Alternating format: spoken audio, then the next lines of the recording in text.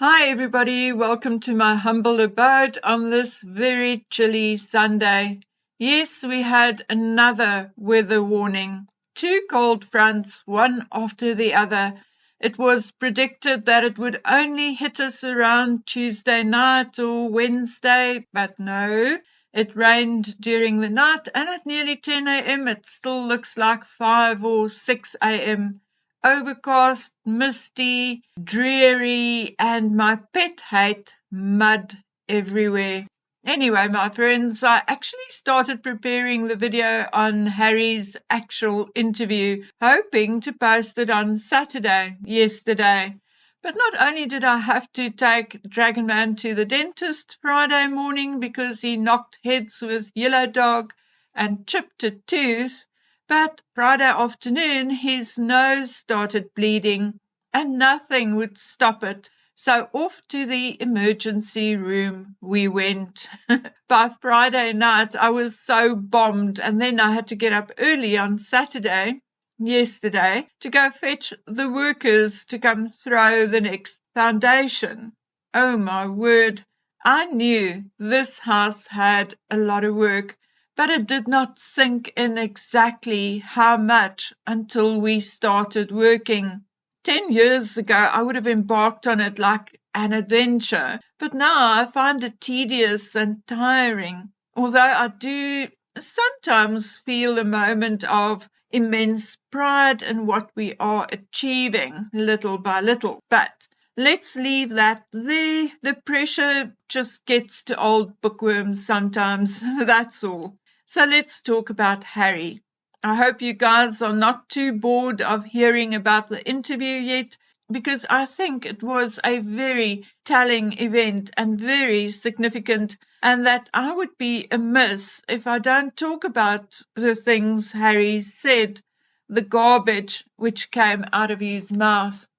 So I am going to jump around in the interview a bit in order to get some of the things out of the way so we can look at others more in depth.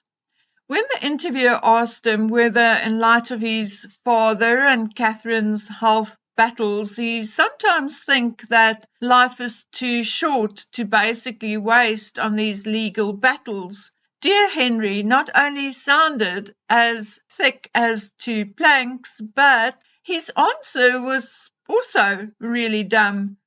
The 2 things are completely separate. My father and my sister-in-law and me, following through on these legal battles are 2 completely different things. You see, not only is he either too dim or too high to have understood the question, and/or he does not give a crap about his father and Catherine's illness. That much is abundantly clear.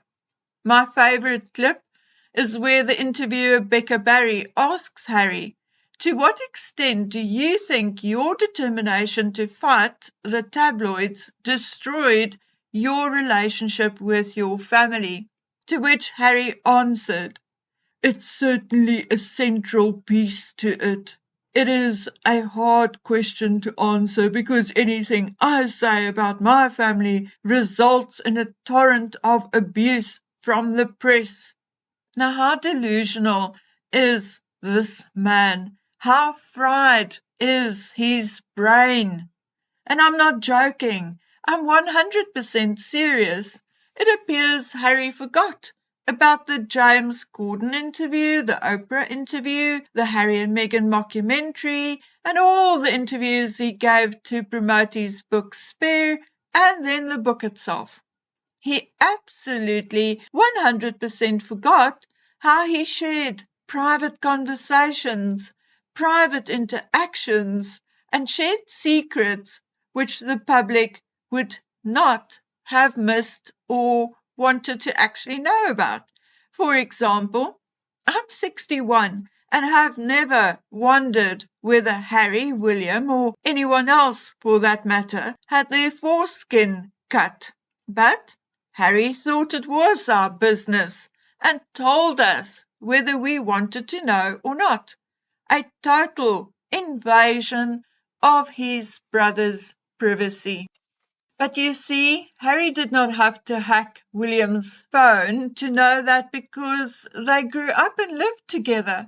But the information he shared in Spare is just as bad and sometimes embarrassing as some of the information obtained through the phone hacking. But Harry cannot and refuses to understand that any person only has so many chances in life and then no more. Telling between 17 and 21 lies in the Oprah interview, then continuing the lies and the shade in the Netflix series when the Queen had just lost her husband just after the Oprah interview, and then to release the book a couple of months, 4 months to be exact, after the Queen's death, is indeed beyond vile. It is inhumane. I sincerely doubt that King or William care much about the fact that Harry has these ongoing cases against the media. I'm sure they have bigger things to contemplate and deal with. But once again, we see 40-year-old Harry acting like a 4-year-old and refusing to take any accountability. Everything is someone else's fault. Oh, the press was nasty to me, and now Pa and Willie does not love me anymore. No, it does not work that way, Harry. The press has become Harry's scapegoat, his excuse for everything. Remember when during an interview with Tom Bradby, when Tom asked Harry about the allegations of racism Meghan and him made against the royal family, he answered that they never said the royal family was racist. And when Tom inquired how it then came about, Harry said the British media said it. And remember the duper's delight smile he gave as he said that? Well, here we have the exact same scenario in this interview. Harry, through his actions, words, and court cases, is now even going so far as to blame everything which had gone wrong in his life on the media, and not only on the media, but on what a handful of people did 20 years ago. The media had become Harry's "the dog ate my homework" excuse. We all know it is utter BS, but he uses the media excuse anyway. The actual point I wanted to make is that, once again, Harry refuses to acknowledge all the confidences he betrayed, refuses to acknowledge all the shade, all the hurtful things he said about his family, about the monarchy, and about Britain.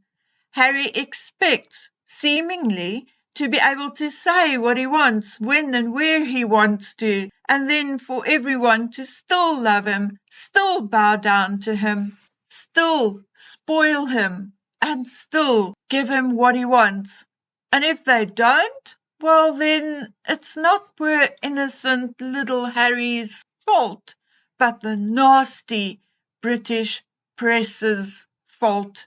Come, let me tell you something. The British press is not as nasty as they are made out to be, at least not when compared to, say, our press, the German, and in particular the American press. The British press is often frustratingly polite, and that, my dears, is a fact. Anyway, moving on.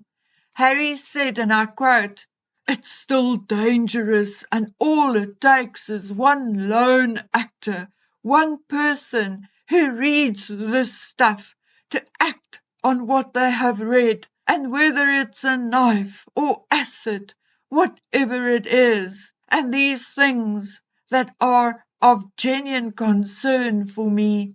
It's one of the reasons why I don't bring my wife back to this country. Now, I have a lot to say about this statement, a lot, so settle in.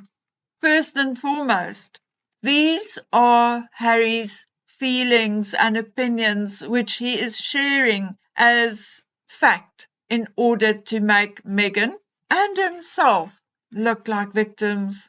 You know, in the line of, we are so scared because of the scary British press and the scary criminal people in the scary criminal country.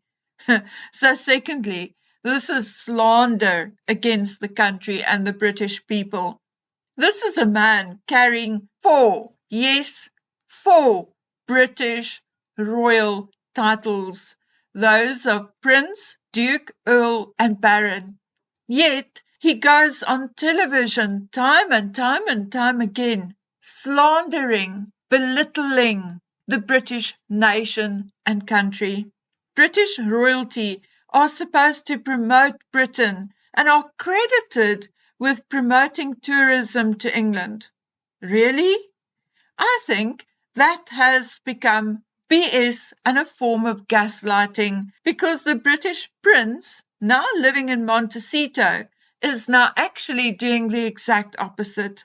If we are to listen to Harry and believe every word he says, none of us would want to put a foot in Britain ever again or anytime soon. And to prove it, why is he even mentioning an acid attack? What gave him that idea?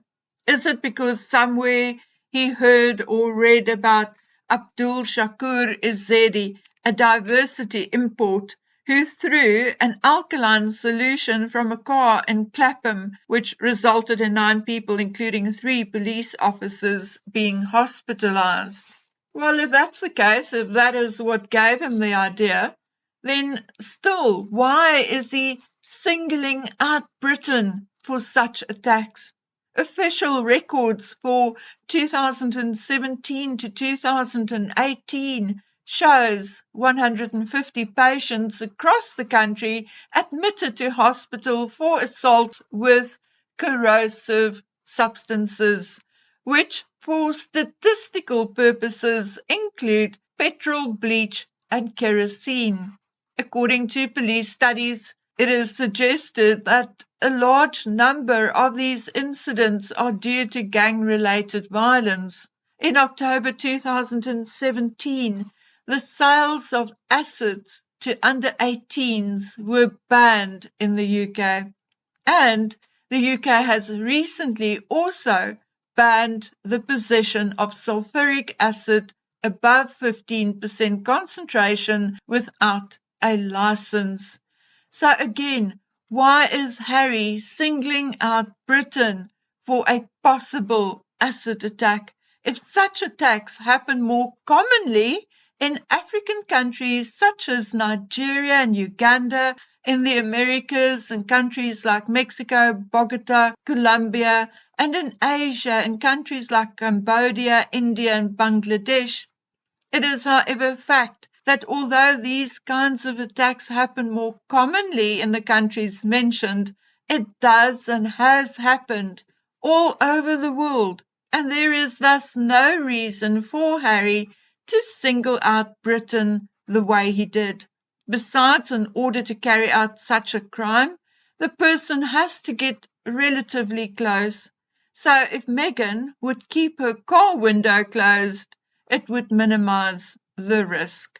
This comment also indicates the level of Harry's delusion and his thought pattern. The truth is that any of us, no matter where we live, can potentially be the victim of an accident or crime any day of the week.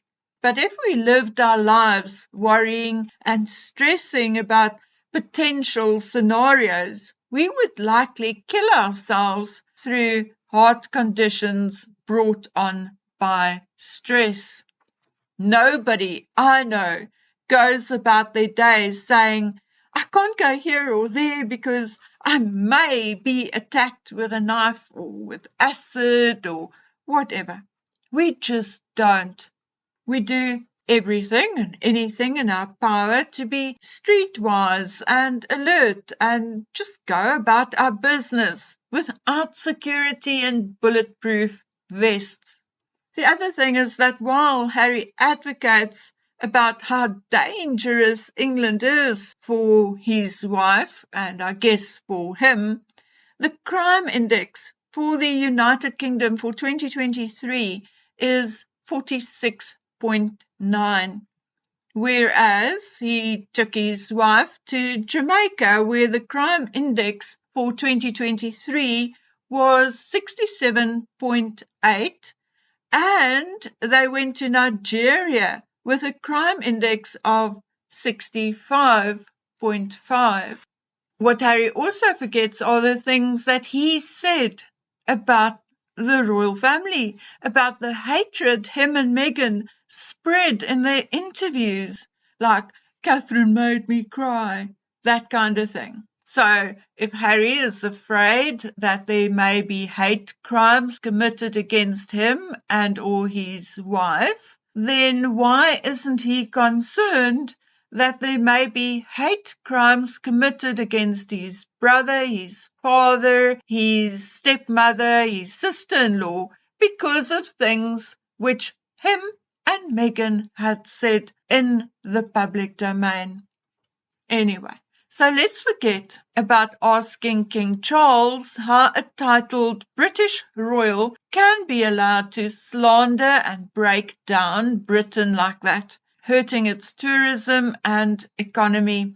And let's instead then ask Sir Keir Starmer why it should be allowed.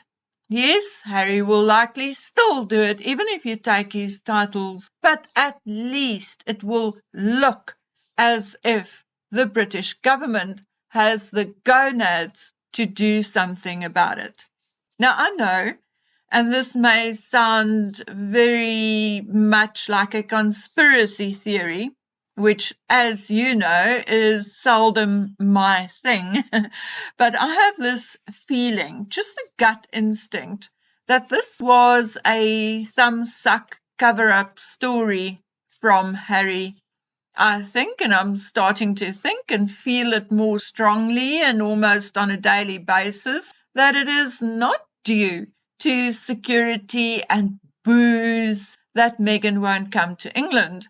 I think she is not allowed to set foot on British soil without special permission, and somehow I doubt she is allowed near the royals, or maybe only with certain precautions in place. I think that is why Meghan stayed in the Windsor suite at Heathrow Airport before taking off with Harry for Nigeria.